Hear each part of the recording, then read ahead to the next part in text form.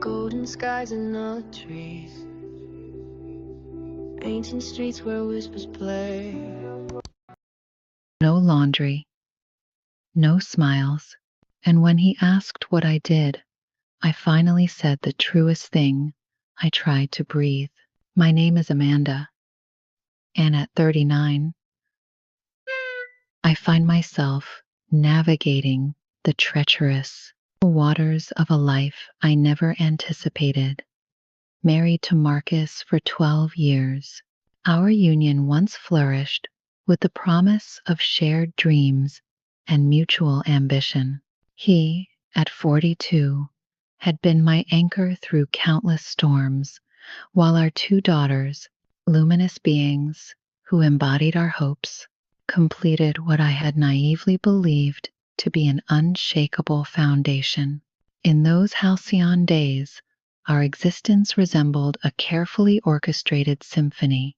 We possessed a home that whispered of comfort and security, a vehicle that carried us toward our aspirations, and I maintained employment that not only provided financial stability, but also nourished my sense of purpose.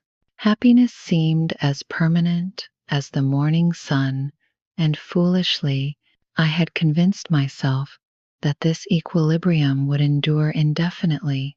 Yet life, with its characteristic cruelty, had other designs.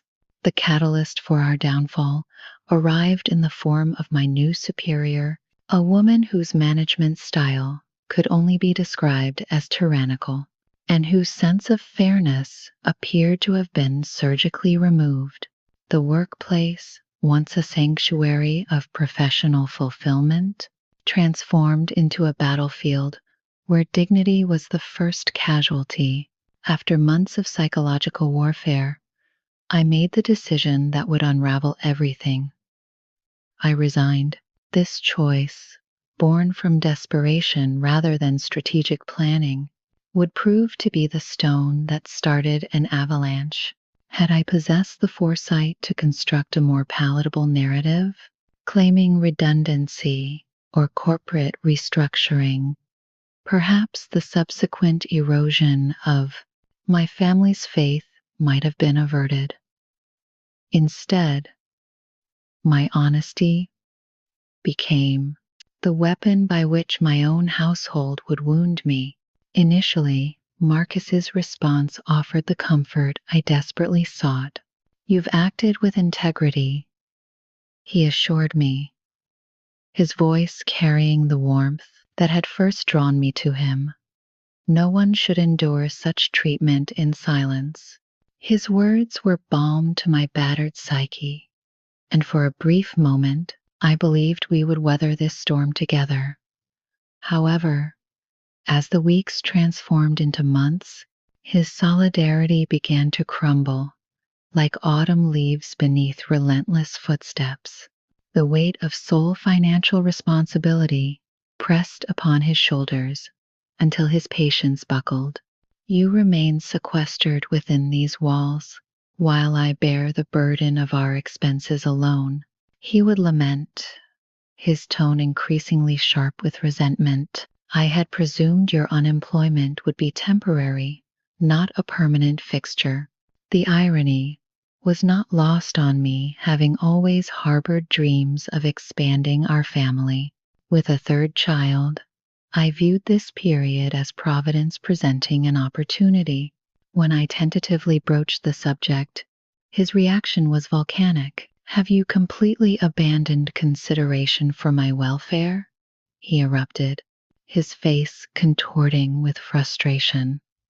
"The responsibility of feeding this family cannot rest solely upon my shoulders. I am exhausted by the constant symphony of infantile demands and perpetual illness." His words conjured memories of our earlier struggles, when both our careers demanded such dedication that neither could attend to our children's basic needs. We had been reduced to entreating neighbors for assistance with school collection, a humiliation that still burned in my memory. Now, with our daughters enrolled in formal education, I had envisioned their maturity would facilitate the care of a newborn, but Marcus had already poisoned that well. We feel embarrassed, my eldest daughter confided, her words striking like physical blows. Mother still desires additional children. The seed of his disapproval had taken root in their young minds, transforming them into unwitting accomplices in my isolation. Even my mother-in-law, previously a source of measured support, withdrew her allegiance. Your daughters will soon enter matrimony themselves, she observed with calculated coldness. Yet you persist in these maternal fantasies. My days became an exercise in invisible labor. I scoured employment opportunities with the desperation of the drowning, tended to my parents' garden with filial devotion, and maintained our household with meticulous care, all while earning not a single coin for my efforts. Yet this comprehensive contribution to our family's well-being remained unacknowledged, as though my activities occurred in some parallel dimension visible only to myself. The expectation that I should simultaneously manage domestic responsibilities, provide childcare, maintain the property, and generate income created an impossible equation. I had become a performer, juggling flaming torches while walking a tightrope, with my audience demanding ever more spectacular displays while providing no safety net. My personal economy became a study in deprivation. Garments purchased years ago hung from my frame like remnants of a former life, while my mother's occasional gifts, a dress here, cosmetic products there, represented the extent of my material acquisitions. The bitter irony that I had failed to establish personal savings during my employment haunted me daily. Now, each expenditure Golden skies and not trees. Ancient streets where whispers play.